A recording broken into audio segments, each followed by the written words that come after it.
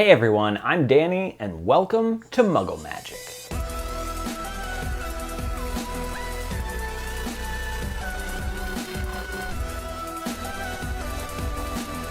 So I recorded one of my fan mail opening videos last week, but unfortunately, the audio was just completely unsalvageable. I got a new microphone that I wanted to try out, and it's like one of those boom microphones, like a shotgun mic, and it was just horrible. I do have video of it though, so I'm just gonna go ahead and, obviously I can't give you my genuine reaction to what you sent me, and I do apologize for that, but I can insert some of the video that I recorded into this, and I'm gonna go over everything that you guys sent me again. So first of all, one of my subscribers named Donna sent me this amazing paper cutter, and this thing can cut through a lot of paper very easily. It's a rotary cutter, and it is just really, really nice. And this thing couldn't have been cheap, and I really appreciate it. This is gonna help me a lot. Actually, when I was making my version of the Wizardopoly board that I'm gonna keep myself, I used this to cut everything out, and it cut back the time by a lot, because this can cut through 10 sheets at once, whereas 10 sheets of cardstock, mind you, at once. Whereas the one that I have right now, the one that I used in my Wizardopoly video, could only cut through maybe 5 tops. So it really did speed things up, and it's just a really, really nice thing for you to send me, and I appreciate that. Thank you. And then I got another package, and this one was from another subscriber of mine, obviously, named Jen. And it's full of Harry Potter handcrafted ornaments. And this had a ton of ornaments in there. I'm gonna throw them up on the screen so you can see everything that she sent me. It was a lot. I do not have to worry about Christmas now. I don't have to worry at all.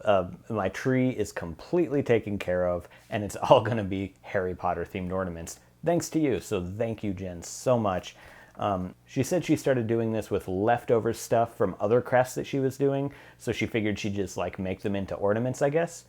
But then that kind of sparked a very big interest in this, so then she started making a bunch of them and then just really got into it, and it really shows. These ornaments are awesome. And all of these are miniature things. There's a miniature chocolate frog ornament, and it actually has little miniature chocolate frog cards in it. To make this, she did use my templates, and it just looks so cool. I love making miniature things. I actually made a miniature version of the Marauders map. I am going to be releasing that at some point for you guys to make. It's the perfect size for pop figures, if you have Harry Potter pop figures and you like doing Instagram photos. I have a Marauders map template that is gonna be perfect for that. Anyways, there's also a peppermint toad box, a couple of different Harry Potter ornaments, just like the bulb ornaments. It has the Harry Potter logo on it, and the Deathly Hallows, and I love that one with the Deathly Hallows on it. There's a little mini owl post box that's basically a mini version of the box that she sent me, so that's very cool. There was a golden snitch, a deluminator, the Goblet of Fire with Harry Potter's name in it. There's just so much stuff in here. Tom Riddle's diary, Hogwarts house points counters. One of my favorites was this cauldron with the advanced potion making book in it. And apparently this has a hole in the bottom where you can kind of put one of your lights from your tree, from one of the string lights in there, and everything will glow. So that's cool. I can't wait to see what that looks like. There was also the Cloak of Invisibility, and it's basically just an empty hanger. And I was wondering how to do a DIY Cloak of Invisibility, and this is genius. There's also a mandrake in a pot. There was a feather quill and a bunch of prints, like the Quidditch World Cup program, and this was made from my templates as well, and it just looks great. I love doing miniatures, like I said. Marauders map, a night bus ticket, a key with wings. There was also a Remember All, the Prophecy in ornament form, a Hedwig ornament, and a Patronus ornament. And this thing was packed. I tried to kind of wrap everything up and put it back in the box afterwards, and that was impossible. So really, Jen, I just want to thank you so much. This is going to make my Christmas tree look amazing. So I went to the post office to ship some things out, and when I was there, the guy who was ringing me up said, "Oh, hold on, I have a package for you. She just dropped it off." So I was like, what's going on? So anyways, he just walked a couple registers down, grabbed a box and brought it over. And this was sent from one of my subscribers, and she lives here in where I live in Bloomington. Yeah, after that she sent me an email saying, hey, I shipped you something. We apparently live in the same town, and asked if I wanted to meet up and hang out. So sure, and we went and met up, and she's a really cool person. So Annie, if you're watching this, thank you very much. It was really cool meeting you, and hopefully in the future you don't have to pay for shipping if they're just gonna walk down the aisle, pick up a box, and literally hand it to me. Yeah, she had to pay the regular shipping fee just for them to hand me a box. But anyways, let's get into what she sent. There was a note with it. It says, "Hello Danny, hope this finds you in good health. I love to make crafts too and thought I'd share some of the things I made with you. Enclosed is a Fwooper bird. Please remember to cast a silencing charm on it. Your friend Annie." So she sent a My Immortal book. Apparently this is a Harry Potter fan fiction book. There's a set of 5 Japanese paper talismans. And she also left a guide inside for the translations, which is very helpful.